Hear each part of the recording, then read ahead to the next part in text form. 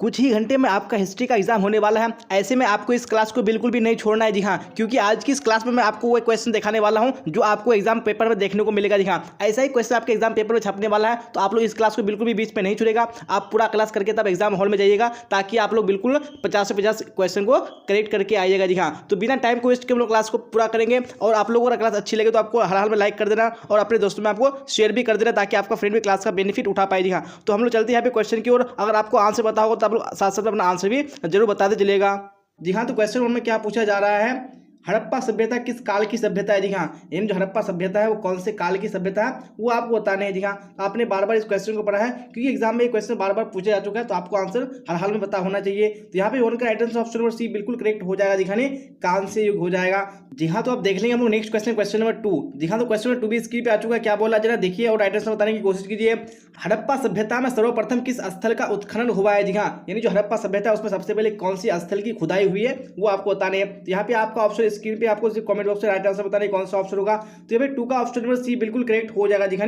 हड़प्पा सभ्यता में सबसे पहले हड़प्पा स्थल की खुदाई यानी उत्खनन हुआ था। चलिए आप देख लेंगे नेक्स्ट क्वेश्चन, क्वेश्चन नंबर 3 जी हाँ। तो क्वेश्चन नंबर 3 भी स्क्रीन पे आ चुका है, क्या बोला जा रहा है, पशुपति शिव की मोहर पर किस पशु का चित्र नहीं है जी हाँ। जो पशुपति शिव है उनकी मोहर पर कौन से पशु का चित्र नहीं है वो यहाँ पे आपको बताने हैं। तो 3 का कौन सा ऑप्शन करेक्ट होगा, वेरी गुड, यहाँ पे ऑप्शन सी आ रहा है तो बिल्कुल करेक्ट हो जाएगा जी हाँ। सांड का चित्र नहीं है, बाकी ये तीनों का चित्र दिया हुआ है। चलिए आप देख लेंगे हम लोग नेक्स्ट क्वेश्चन, क्वेश्चन नंबर 4 जी हाँ। तो क्वेश्चन नंबर 4 भी स्क्रीन पे आ चुका है, क्या बोला जा रहा है, जनपद शब्द इंगित करता है जी हाँ। जो जनपद शब्द है वो किसको इंगित करता है। तो यहाँ पे मैं आपको सारे ऑप्शन को दिखा रहा हूँ, आपको राइट आंसर बताने कौन सा ऑप्शन करेक्ट होगा जी हाँ। तो आपने यहाँ पे ऑप्शन को देख लिया, तो आप लोग कमेंट बॉक्स में राइट आंसर बताइए कौन सा होगा, वेरी गुड। तो यहाँ पे 4 का ऑप्शन नंबर ए बिल्कुल करेक्ट हो जाएगा जी हाँ, प्रशासनिक अधिकारी को इंगित करता है जनपद शब्द। चलिए आप देख लेंगे हम लोग नेक्स्ट क्वेश्चन, क्वेश्चन नंबर 5 जी हाँ। तो क्वेश्चन नंबर 5 भी स्क्रीन पे आ चुका है, क्या बोला जा रहा है, मौर्य काल में राजकीय कृषि का प्रधान था जी हाँ। यानी जो मौर्य काल था उसमें जो राजकीय कृषि होती थी उसका प्रधान, उसका हेड कौन था वो आपको बताने हैं जी हाँ। तो 5 का ऑप्शन नंबर बी बिल्कुल करेक्ट हो जाएगा, नहीं सीता अध्यक्ष हो जाएगा, ऑप्शन नंबर बी बिल्कुल करेक्ट हो जाएगा।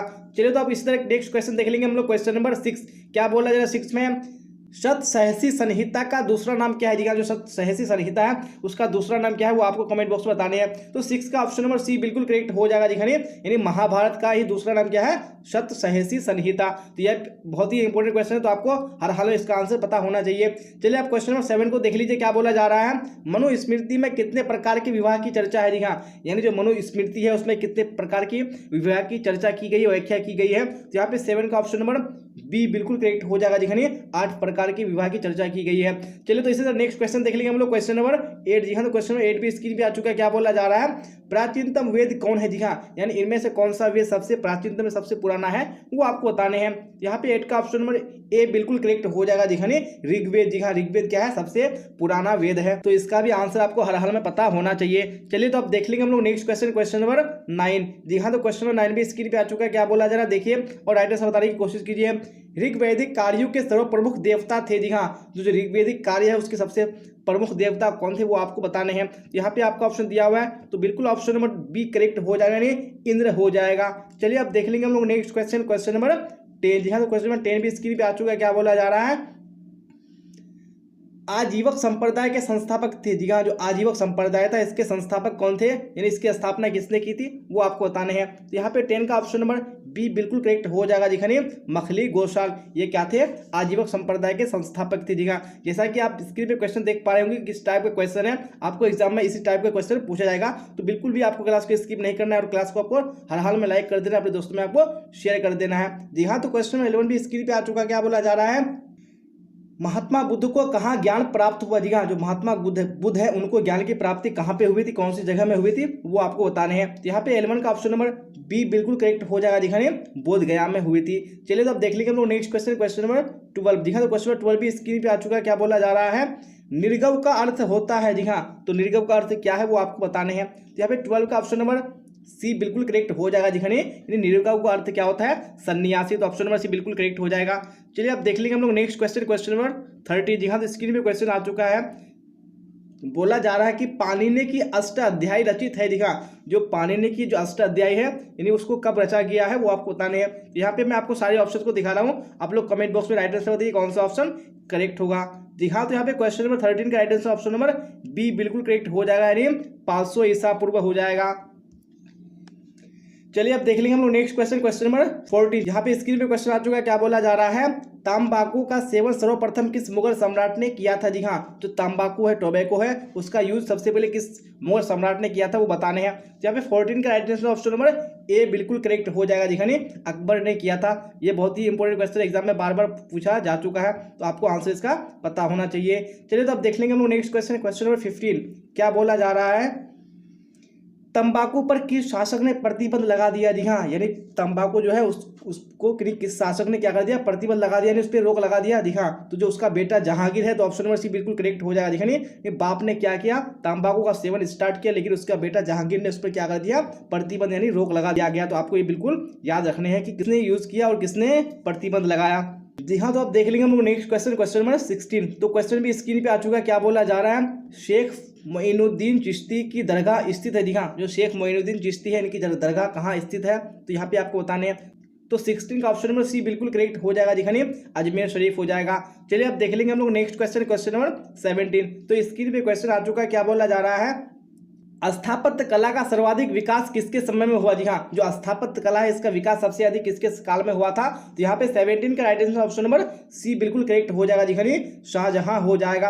अगर यहीं पे आपको अगर चित्रकला पूछ देगा, तो चित्रकला में आपको यहाँ पे जहांगीर पे टिक लगाने हैं। जी हाँ, तो इस टाइप के दो क्वेश्चन आपको पूछे जाते हैं। स्थापत्य कला आएगा तो आपको शाहजहां पे टिक लगाने हैं, और चित्रकला बोलेगा तो यहाँ पे आपको जहांगीर पे टिक लगाने हैं। चलिए अब देख लेंगे हम लोग नेक्स्ट क्वेश्चन नंबर 18। जी हाँ, तो 18 भी स्क्रीन पे आ चुका है, क्या बोला जा रहा है,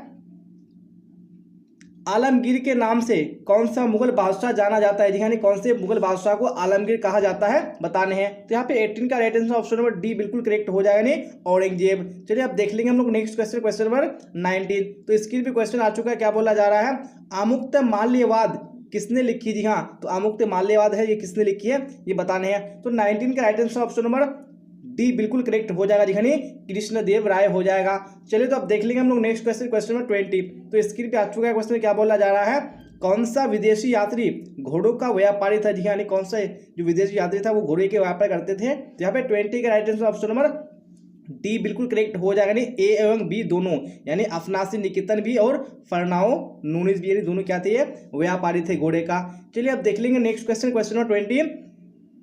जी हाँ, तो स्क्रीन पे आ चुका है, क्या बोला जा रहा है, निम्न में से पुर्तगाली यात्री कौन था। जी हाँ, कौन सा यात्री था जो पुर्तगाल का रहने वाला था। तो 21 का right answer option number D हो जाएगा। इनमें से सभी ये सारे क्या थे, यानी पुर्तगाली थे। चलिए अब देख लेंगे नेक्स्ट क्वेश्चन नंबर 22। क्या बोला जाए 22 में, इब्न बतूता किस सुल्तान के शासन काल में भारत आया था। जी हाँ, यानी जब इब्न बतूता भारत आया था तो उसमें भारत का सुल्तान कौन था, यहाँ पे आपको बताने हैं। तो मैं आपको सारे ऑप्शन को दिखा रहा हूँ। जी हाँ, तो यहाँ पे जो आपका राइट आंसर हो जाएगा वो क्वेश्चन नंबर 22 का वो ऑप्शन नंबर ए करेक्ट हो जाएगा। जी हाँ, मोहम्मद बिन तुगलक के शासन काल में आया था।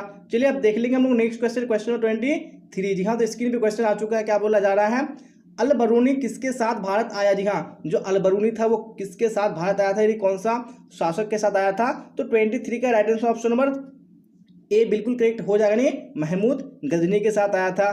चलिए अब देख लेंगे नेक्स्ट क्वेश्चन 24। क्या बोला जा रहा है, किताबुर रहला में किसका यात्रा वृत्तांत मिला है। जी हाँ, जो किताबुर रहला है क्या है, एक यात्रा वृत्तांत है। तो इसमें किसका यात्रा वृत्तांत मिलता है वो आपको बताने हैं। यहाँ पे 24 का right answer option number C बिल्कुल करेक्ट हो जाएगा। जी हाँ, इब्न बतूता का मिलता है। चलिए अब देख लेंगे नेक्स्ट क्वेश्चन 25। क्या बोला जा रहा है 25 में, निम्न में से महिला रहस्यवादी संत थी। जी हाँ, कौन सी महिला रहस्यवादी संत थी।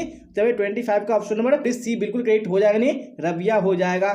चलिए अब देख लेंगे हम लोग नेक्स्ट क्वेश्चन नंबर 26। जी हाँ, तो क्वेश्चन 26 भी स्क्रीन पे आ चुका है, क्या बोला जा रहा है, निजामुद्दीन औलिया किस सूफी सिलसिले से संबंधित है। जी हाँ, जो निजामुद्दीन औलिया है उनका संबंध कौन से सूफी सिलसिले से है। जब 26 का ऑप्शन नंबर ए बिल्कुल करेक्ट हो जाएगा, नहीं चिश्ती सिलसिला हो जाएगा। चलिए अब देख लेंगे नेक्स्ट क्वेश्चन नंबर 27। तो स्क्रीन पे आ चुका है क्वेश्चन, क्या बोला जा रहा है, पहाड़ी लोग किस प्रकार की खेती अपनाते हैं। जी हाँ, तो किस टाइप का खेती करते हैं पहाड़ी लोग। तो ऑप्शन नंबर ए यानी सीढ़ीदार खेती बिल्कुल करेक्ट हो जाएगा।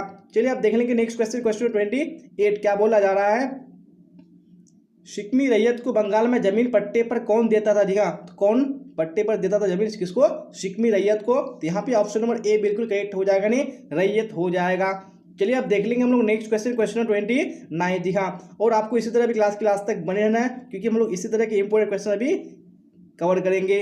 बोला जा रहा है कि भारत का अंतिम मुगल शासक कौन था, जी हाँ, यानी सबसे आखिरी जो मुगल शासक था वो कौन था। तो यहाँ पे 29 का ऑप्शन नंबर बी बिल्कुल करेक्ट हो जाएगा, नहीं बहादुर शाह जफर हो जाएगा। चलिए अब देख लेंगे नेक्स्ट क्वेश्चन, क्वेश्चन 30 क्या बोला जा रहा है। 1857 के विद्रोह का मुख्य केंद्र था, जी हाँ, यानी जो 1857 में विद्रोह हुआ था उसका जो सेंटर था, केंद्र था, मुख्य, वो कौन सा था, यानी कौन सा जगह था। तो 30 का ऑप्शन नंबर ए बिल्कुल करेक्ट हो जाएगा, दिखाने उत्तर प्रदेश, बिहार, मध्य प्रदेश का बुंदेलखंड। तो बिल्कुल ऑप्शन नंबर ए करेक्ट हो जाएगा। चलिए अब देख लेंगे नेक्स्ट क्वेश्चन, क्वेश्चन 31 क्या बोला जा रहा है। मद्रास में विश्वविद्यालय की स्थापना कब की गई, जी हाँ, तो कौन से ईस्वी में मद्रास में विश्वविद्यालय की स्थापना यानी यूनिवर्सिटी की स्थापना हुई थी, वो आपको बताने हैं। तो यहाँ पे क्वेश्चन 31 का right answer option number B बिल्कुल करेक्ट हो जाएगा, जी हाँ, 1857 ईस्वी में हुई थी। चलिए अब देख लेंगे नेक्स्ट क्वेश्चन, क्वेश्चन 32 क्या बोला जा रहा है 32 में, देखिए और राइट आंसर बताने की कोशिश कीजिए। भारत में हड़प नीति का जनक किस गवर्नर जनरल को माना जाता था, जी हाँ, जो हड़प नीति भारत में अपनाई गई थी तो इसका जनक किसको माना जाता था। तो 32 का right answer option number B बिल्कुल करेक्ट हो जाएगा, दिखाने डलहौजी हो जाएगा। चलिए अब देख लेंगे नेक्स्ट क्वेश्चन, क्वेश्चन 33 क्या बोला जा रहा है। तुम मुझे खून दो मैं तुम्हें आज़ादी दूंगा का नारा किसने दिया, जी हाँ, इस नारा को किसने दिया। हम लोग बचपन से पढ़ते आ रहे हैं कि तुम मुझे खून दो मैं तुम्हें आज़ादी दूंगा, ये जो नारा दिया था ये सुभाष चंद्र बोस ने दिया था। तो ऑप्शन नंबर सी बिल्कुल करेक्ट हो जाएगा। चलिए अब देख लेंगे हम लोग नेक्स्ट क्वेश्चन, क्वेश्चन 34, जी हाँ, 34 में क्या बोला जा रहा है। करो या मरो का नारा किसने दिया, जी हाँ, डू एंड डाई, यानी करो या मरो, इसका नारा किसने दिया था। तो 34 का right answer option number A बिल्कुल करेक्ट हो जाएगा, दिखाने महात्मा गांधी ने दिया था। चलिए अब देख लेंगे नेक्स्ट क्वेश्चन, क्वेश्चन 35 क्या बोला जा रहा है।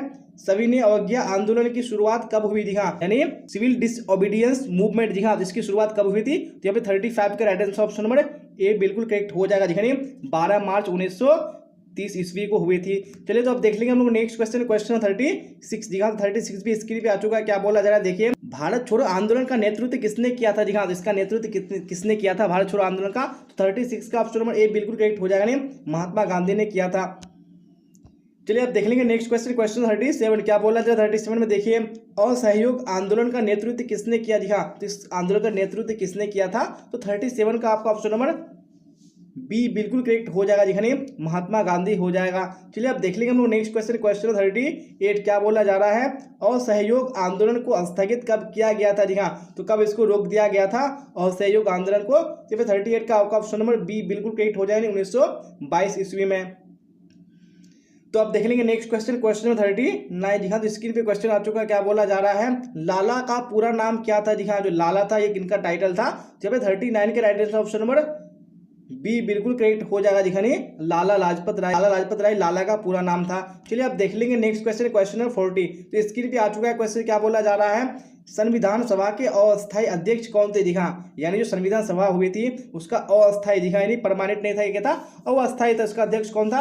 यहाँ पे right answer option number A बिल्कुल करेक्ट हो जाएगा, दिखाने डॉक्टर सच्चिदानंद सिन्हा। अगर यहाँ पे आपको अस्थायी यानी परमानेंट पूछेगा तो आपका ऑप्शन नंबर सी यानी क्या हो जाएगा, डॉक्टर राजेंद्र प्रसाद हो जाएगा, जी हाँ, और अगर अस्थायी पूछेगा तो सच्चिदानंद सिन्हा हो जाएगा। तो यहाँ पे राइट आंसर कौन सा हो जाएगा, बिल्कुल ऑप्शन नंबर ए करेक्ट हो जाएगा। तो यहाँ तक बने रहने के लिए आप सबका धन्यवाद। फिर मिलेंगे हम लोग अगली क्लास में। Till then bye bye, tata, see you on the next class.